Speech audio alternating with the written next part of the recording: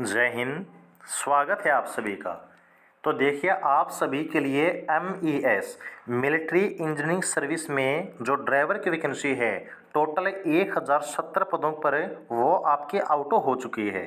तो इस भर्ती की जो पूरी जानकारी है कि कौन इस भर्ती के लिए एलिजिबल है, कौन फॉर्म अप्लाई कर सकता है, यहाँ पर एज में किसको कितनी छूट मिलेगी, लाइसेंस, एक्सपीरियंस, आपका फॉर्म, आपका ड्राइविंग टेस्ट, आपका फिजिकल, आपका एग्जाम, कहने का मतलब है कि आपके फॉर्म अप्लाई से लेकर ज्वाइनिंग तक जो कंप्लीट आपकी सिलेक्शन प्रोसेस रहने वाली है। चलिए सारी बातें डिस्कस करते हैं ऑफिशियल नोटिफिकेशन के साथ। यहाँ पर देखिएगा, ये जो आपका एसएससी का ऑफिशियल नोटिफिकेशन है वो हमने ओपन कर लिया है। सबसे पहली चीज़, ये जो आपकी वैकेंसी है वो आपकी एसएससी में सिलेक्शन फेज़ 11 के अंडर आउट की गई हैं, जिसके अगर हम बात करें ऑनलाइन फॉर्म के बारे में, तो यहाँ पर जो आपके फॉर्म हैं वो 6 मार्च से लेकर आप फिल कर सकते हैं 27 मार्च 2023 तक। ओके, इन डेट के बीच में फॉर्म आपको फिल करना है और ध्यान रखना कि कोई गलती आपसे फॉर्म में न हो पाए। इसके बाद अगर बात करें कि यहाँ पर सबसे पहली जो आपकी प्रोसेस है वो क्या रहेगी, तो वो है आपका CBT कंप्यूटर बेस्ड टेस्ट है, जो कि आपका जून या फिर जुलाई 2023 में कंडक्ट होने की पॉसिबिलिटी है। पूरे चांस है कि आपका जून के लास्ट में जो एग्ज़ाम है वो स्टार्ट हो जाएगा। तो अच्छे से जो आपकी तैयारी है वो आपको करनी होगी। यहाँ पर आपका सबसे पहला जो डाउट है वो आपका हम क्लियर कर देते हैं कि यहाँ पर जो आपका रिजर्वेशन है, यानी कि जो आपकी सर्टिफिकेट है, जो आपकी क्वालिफिकेशन है, जो आपकी कास्ट सर्टिफिकेट है, लाइसेंस है, एक्सपीरियंस है, उन सब की जो आपकी क्रूशियल डेट है वो देखिए, आपके एप्लीकेशन फॉर्म को फिल करने की जो लास्ट डेट है 27 मार्च 2023 से वो आपके रखी गई है। तो इस डेट को आप बिल्कुल याद रखिएगा।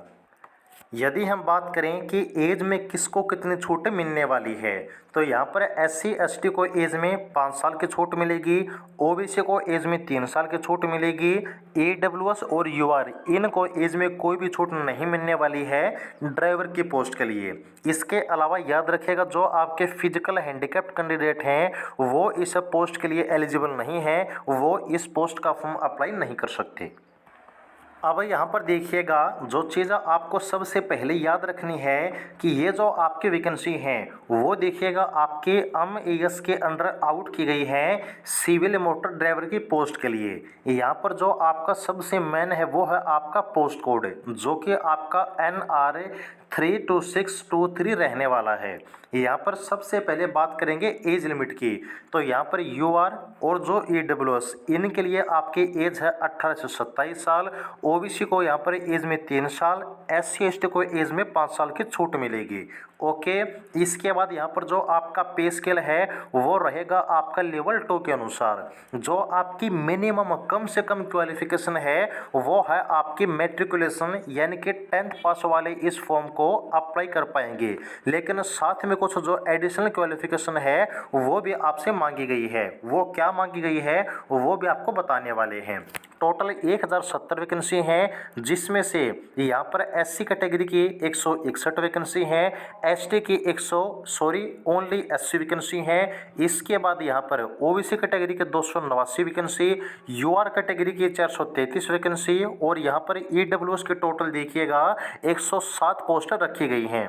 जैसा कि आपको हमने बताया कि फिजिकल हैंडीकैप्ड इस पोस्ट के लिए एलिजिबल नहीं है, तो उनकी कोई वैकेंसी यहाँ पर नहीं रहने वाली है।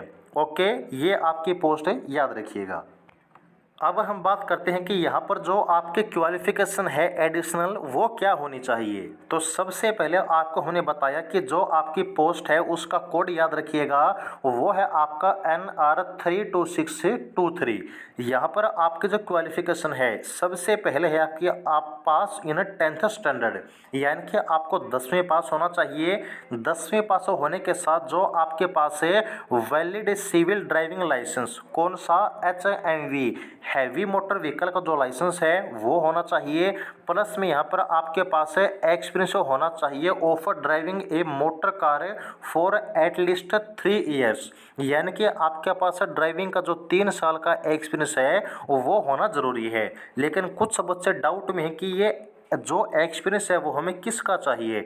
तो यदि आपके पास 3 साल का लाइट लाइसेंस का भी एक्सपीरियंस है वो भी आपका मान्य होगा। अगर हैवी का है तो वो तो सबसे ही अच्छी बात है, लेकिन सिर्फ लाइट लाइसेंस 3 साल अगर पुराना है, अगर लाइट लाइसेंस का आपके पास 3 साल का एक्सपीरियंस है, प्लस में यदि आपका हैवी लाइसेंस सिर्फ लास्ट के ऊपर भी बना हो, तब भी इस फॉर्म को जो है आप फिल कर पाएंगे, आप एलिजिबल होंगे। यहाँ पर एक चीज़ आपको मैंने बता दी है कि जो आपका लाइसेंस है हैवी लाइसेंस है, इसके अलावा जो आपके 10th क्लास है और जो आपका एक्सपीरियंस है, ये सभी के सभी आपकी लास्ट डेट तक या फिर उससे पहले की होनी चाहिए। अगर ये चीज़ें आपके लास्ट डेट के बाद होंगी तो वो आपके मान्य नहीं होंगी। और यहाँ पर भी एक चीज़ याद रखनी है कि आपके लास्ट डेट से पहले का जो आपका लाइट लाइसेंस है वो भी आपका 3 साल से पुराना हो, तभी यहाँ पर जो आपका एक्सपीरियंस है वो मान्य होगा। ओके, अब चलिए हम बात करते हैं आपकी सिलेक्शन प्रोसेस के बारे में। तो सबसे पहले यहाँ पर जो आपका कंप्यूटर बेस्ड एग्जामिनेशन है वो कंडक्ट किया जाएगा, जो कि सभी के लिए सेम रहेगा। इसमें टोटल आपके 4 सब्जेक्ट आने वाले हैं, रीजनिंग, जीके, मैथ और आपका इंग्लिश। यहाँ पर हर एक सब्जेक्ट से 25 क्वेश्चन आने वाले हैं। एक क्वेश्चन आपका 2 नंबर का रहेगा और 60 मिनट यानी कि 1 घंटे का जो टाइम है वो आपको मिलने वाला है।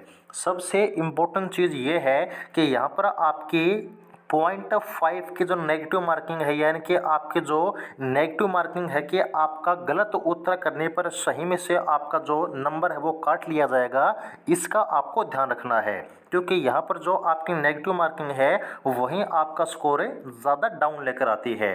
तो नेगेटिव मार्किंग का आपको ध्यान रखना है और यहाँ पर जो आपका पेपर है उसकी तैयारी बिल्कुल अच्छे से आपको करनी होगी। अगर बात करें एग्ज़ाम के बाद नेक्स्ट प्रोसेस क्या होगी, तो यहाँ पर देखिएगा जो आपकी नेक्स्ट प्रोसेस है वो है आपका स्किल टेस्ट। स्किल टेस्ट का मतलब होता है कि यहाँ पर आपकी पोस्ट में किस ट्रेड का क्या काम होता है वो प्रैक्टिकल आपसे करवा के देखा जाता है। तो जाहिर सी बात है कि जो आपके ड्राइवर की पोस्ट है इसमें आपका ड्राइविंग टेस्ट ही कंडक्ट किया जाएगा। तो जो आपका ड्राइविंग टेस्ट है वो उन्हीं बच्चों का होगा जो आपके कंप्यूटर बेस्ड एग्जाम में शॉर्टलिस्ट होते हैं, जो कट ऑफ को क्लियर करते हैं। यहाँ पर आपको बता दें कि कोई भी आपकी फिजिकल नहीं होने वाली है, सिर्फ आपकी 2 चीज़ें होंगी, एक तो आपका कंप्यूटर बेस्ड एग्जामिनेशन, दूसरा आपका ड्राइविंग टेस्ट। साथ में जो आपका डीवी यानी कि डॉक्यूमेंट वेरिफिकेशन और आपका मेडिकल एग्जामिनेशन ये भी कंडक्ट होगा, लेकिन ये सिर्फ आपका नॉर्मल है। जो सबसे मेन जो सिलेक्शन आपका तय करेगा वो आपके 2 चीज़ें हैं, रिटन एग्जाम और आपका ड्राइविंग टेस्ट। और एक बात याद रखनी है कि इसमें जो आपका ड्राइविंग टेस्ट है वो सिर्फ आपका क्वालिफाइंग नेचर का होगा, यानी कि ये सिर्फ आपको पास करना है।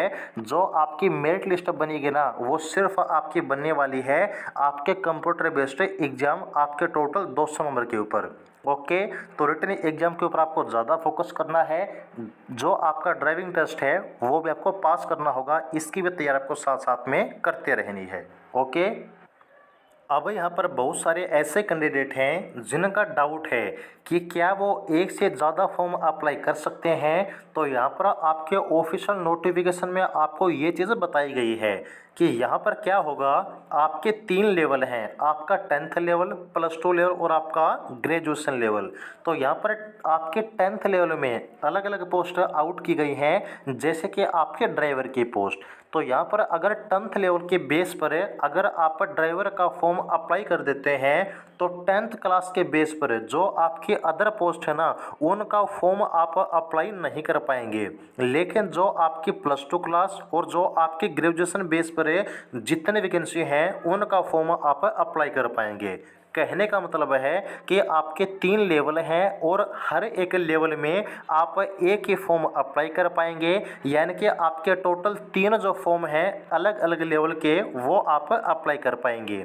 ओके। और तीनों लेवल का जो आपका एडमिट कार्ड है वो आपका अलग अलग ही जारी किया जाएगा। लेकिन याद रखिएगा, अगर आप तीनों का जो लेवल का फॉर्म अप्लाई करते हैं तो आपको जो कॉमन कैंडिडेट है वो यहाँ पर कहा जाएगा। यानी कि जो आपका एग्जाम है वो आपके तीनों लेवल का मोस्टली चांस है कि एक ही सिटी में कंडक्ट हो, क्योंकि वहाँ पर अगर एक डेट को आपका तीनों लेवल का एग्जाम आ जाता है तो आपकी पॉसिबिलिटी है कि आप एग्जाम में न दे पाएँ।